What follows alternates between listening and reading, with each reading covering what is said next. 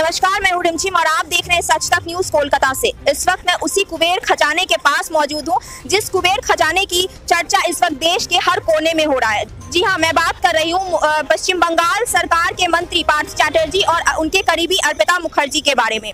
आप में से ज्यादातर लोगों को इस घटना के बारे में जानकारी होगी, लेकिन जिन्हें नहीं पता है उन्हें मैं बता दूं कि पिछले दिनों 22 तारीख को अर्पिता मुखर्जी के साउथ कोलकाता स्थित एक अपार्टमेंट से ईडी ने करीब 21 करोड़ रुपए बरामद किए। बीते दिन बुधवार को इसी building club town Heights building में 2 अपार्टमेंट जो कि अर्पिता मुखर्जी के नाम पे बुक्ड है, उसमें से करीब 29 करोड़ कैश और कई किलो सोने के साथ कई महत्वपूर्ण दस्तावेज भी ईडी ने बरामद किए हैं। इस वक्त मैं यहाँ पे आई हूँ और ये यहाँ के सिक्योरिटी गार्ड, उनसे मैं बात करूंगी और जानने की कोशिश करूंगी कि क्या कभी उन लोगों को किसी तरह का शक हुआ। अब मैं आपको बताती हूँ कि इस पूरी घटना के पीछे का बैकग्राउंड क्या है। दरअसल 2016 में एसएससी कोलकाता एसएससी ने शिक्षक भर्ती का एग्जाम लिया। 2017 में इसका रिजल्ट आया जिसमें बबीता सरकार जो कि सिलीगुड़ी की थी, उनका नाम टॉप 20 में था। इस लिस्ट को कैंसिल कर दिया गया और एक नया लिस्ट जारी किया गया जिसमें कि उनसे 16 अंक कम पाने वाली अंकिता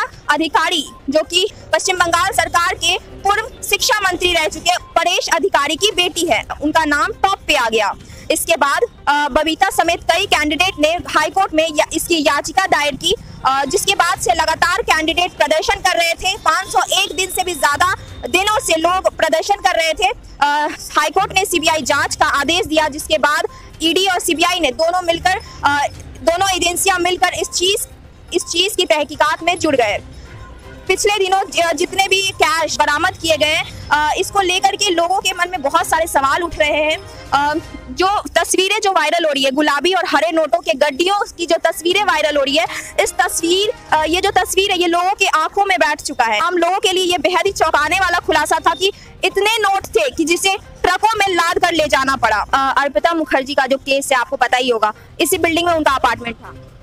हमारा किसी नहीं जानेगा सर, हम ये जानना चाहते हैं कि आप लोग क्योंकि सिक्योरिटी गार्ड है, आप लोगों ने कभी कुछ देखा कि कौन कौन से लोग आते थे, क्या करते थे? कुछ नहीं जानता। तो ये सिक्योरिटी गार्ड है जो बात करने से मना कर रहे हैं, लेकिन जो भी चीजें सामने आ रही है और लगातार खुलासे ईडी के द्वारा किए जा रहे हैं, ये वही बिल्डिंग है जिसमें अर्पिता मुखर्जी के नाम पे 2 अपार्टमेंट बुक्ड है और कई और अपार्टमेंट के खुलासे अभी होने को हैं, ऐसा ईडी का कहना है। अर्पिता मुखर्जी का ये कहना है, उन्होंने ईडी को बयान दिए हैं कि ये जो तमाम कैश और गोल्ड बरामद किए गए हैं ये उनका नहीं है, बल्कि ये मंत्री पार्थ चैटर्जी का है। उनका ये भी कहना है कि जिस रूम में इस पैसे को रखा गया था उनमें उनको जाने की इजाजत तक नहीं थी। पार्थ चैटर्जी के लोग आते थे और वही पैसों को यहाँ पर रख कर जाते थे। कभी कभी पार्थ चैटर्जी खुद भी यहाँ आया करते थे। ये मामला बहुत गंभीर है। कितने सारे आम लोगों के हक को मारा गया है, कितने सारे लोगों को धोखा दिया गया है। और सवाल ये भी पैदा हो रहा है कि सरकार के नाक के नीचे इतना बड़ा घोटाला होता रहा, कैसे सरकार को इस बात की भनक तक नहीं लगी और कैसे एक साइड रोल एक्ट्रेस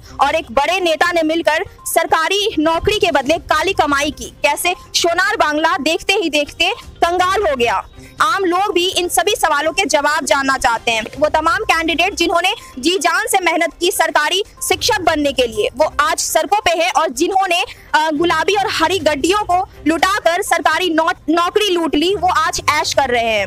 इतने बड़े घोटाले का खुलासा हुआ है और कई और लोगों के शामिल होने की आशंका जताई जा रही है, क्योंकि जाहिर सी बात है इतना बड़ा घोटाला कोई 1 या 2 लोग मिलकर नहीं कर सकता है। ये भी उम्मीद करते हैं बहुत जल्द पकड़ा जाएगा और बहुत जल्द उन तमाम शिक्षकों को, उन तमाम कैंडिडेट्स को न्याय मिलेगा जो जी जान से मेहनत किए थे, इस परीक्षा में पास किए, अच्छे अंकों से पास किए, फिर भी उन्हें नौकरी नहीं मिली। ईमानदारी से पाई कमाने में खुद को खपा देने वाले आम लोगों के लिए ये किसी फिल्मी फसाने से कम नहीं लग रहा होगा।